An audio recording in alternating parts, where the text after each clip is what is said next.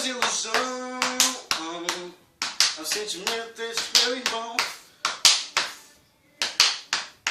O nosso canal, o gordo magro já tá dando tchau. Mas tá vindo aí, olha a barba pra você se divertir. Então, galera, está dizendo aqui que nosso canal tá dando tchau. Então, mas não é tchau definitivo. É, tipo, Porque eu vou acabar o canal, não vai acabar o canal. Quer dizer, esse canal aqui vai acabar.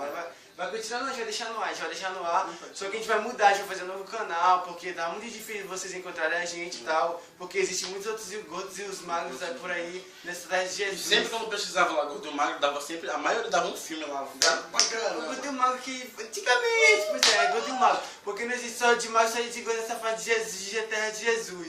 Então a gente vai fazer um novo canal, a gente já tem vídeo pro novo canal, a gente vai começar, já vai estar tudo melhorado, já investiu no canal, agora que a gente contratou um moleque que manja das edições e tais.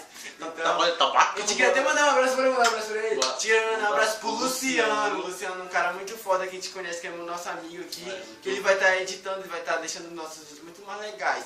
Então, a gente vai fazer um novo canal, a gente vai deixar o link do novo canal aqui, mas esse canal aqui a gente não vai excluir não, vai deixar pra você ver aí. Então, aí vocês que estão inscritos, vocês vão lá, se inscrevem de novo, a gente vai começar a deixar a bagaceira Neville Range como sempre.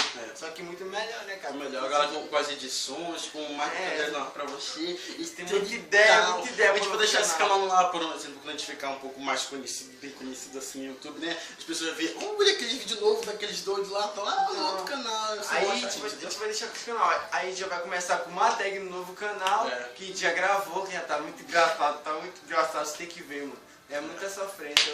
Daqui pra alguns dias sai. Aí daqui pra semana que vem a gente vai fazer um novo canal. Aí ainda não vai estar o link do canal porque a gente vai criar ele e tal. Então a gente vai deixar o link aqui na descrição dos outros vídeos e tal. Aí vocês vão seguir a gente. Então esse é o tchau do gordo e o magro. E vem aí, olha a barba, galera. Falou, é nóis, um beijo. Último beijo não, que ainda vem, né? Tchau.